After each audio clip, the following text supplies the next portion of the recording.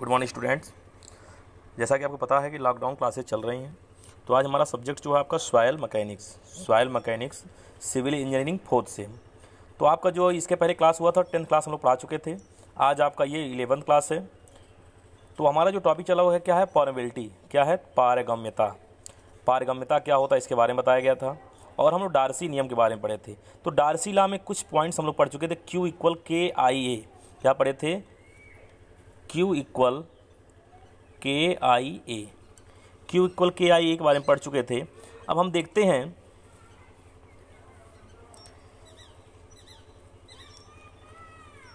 कि I क्या था। K हम पारगम्यता गुणांक है, A आपका क्षेत्रफल है। तो I हमारा क्या है, I इक्वल बराबर होता है, यहाँ डायग्राम दिया गया है, एक हमारा सैंपल H1 हाइट तक है और दूसरा हमारा H2 हाइट तक है। ये जी सॉइल सैंपल हमारा है जिसका लेंथ ये L है। तो हम देखते हैं I इक्वल हमारा क्या हो जाए, दोनों डिफरेंस जो होता है H1 माइनस H2 हमारा डिफरेंस अपान L, हाइड्रोलिक ग्रेडियंट जो हमारा होता है। इस प्रकार आपको वेलोसिटी ग्रेडियंट बताया गया था कि दोनों हाइट में डिफरेंस अपान उसके बीच की लेंथ। तो द्रव्य ढाल दो समान इकाइयों का अनुपात होता है। और कोई पूछता है कि I का डायमेंशन क्या होता है, तो हमारा नो डायमेंशनलेस होता है, क्योंकि ये भी हाइट, ये भी लंबाई का है और ये भी मीटर है, दोनों मीटर कैंसिल हो जाएंगे, ये हो जाएगा नो डायमेंशन, इसका कोई मात्रक और विमा नहीं होता है। तो आपको बताया गया था इसके पहले कि Q इक्वल KIA। तो I का मान हमारा हो गया H1 माइनस H2 अपान L, जो कि आपको बता दिया गया है हाइड्रोलिक ग्रेडियंट। अब Q का हमारा मान क्या हो जाएगा, Q equal K into H1 minus H2 upon L into A। तो V इक्वल हमारा क्या होता है KI। यदि हम I का मान 1 ले लेते हैं तो V बराबर क्या हो जाएगा K।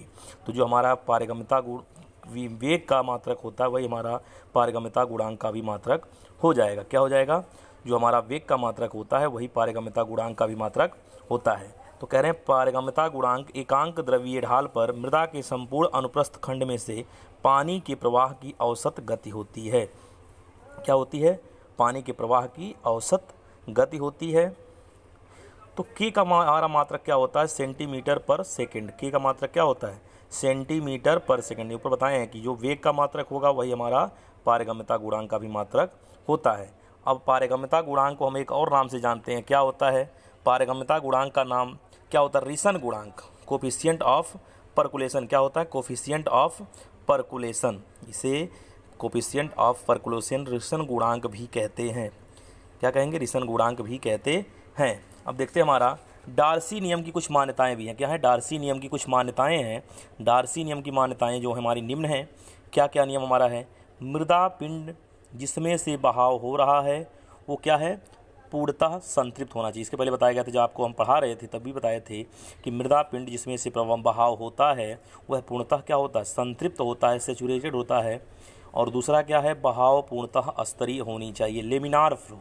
Laminar flow, laminar flow क्या होता है, जो हमारा वाटर या कोई लिक्विड मटेरियल क्या हो, लेयर बाय लेयर फ्लो होता है, उसी को बोलते हैं लेमिनार फ्लो। क्या बोलते हैं, लेमिनार फ्लो। तो हमारा जो फ्लो हो वो पूर्ण रूप से लेमिनार होना चाहिए।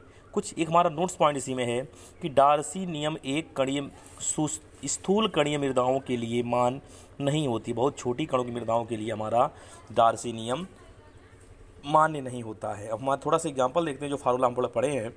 कह रहे हैं एक बालू की परत में से पानी 1 सेंटीमीटर पर घंटे के वेग से बह रहा है और द्रव्यीय ढाल जिस पर बहाव हो रहा है 1/90 है। बालू परत की पारगम्यता सेंटीमीटर पर सेकंड में ज्ञात करिए। सेंटीमीटर पर सेकंड में ज्ञात करना है।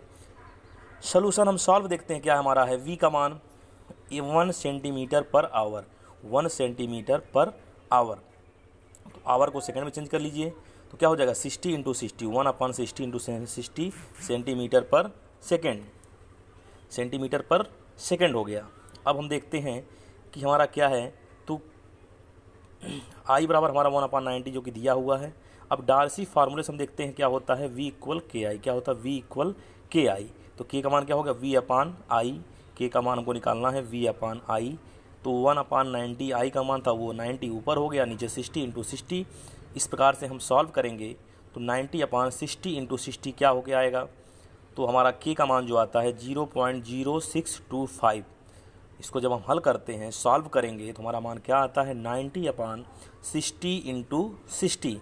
तो 90/60 इंटू 60 क्या हो जाएगा, 025 सेंटीमीटर पर सेकेंड।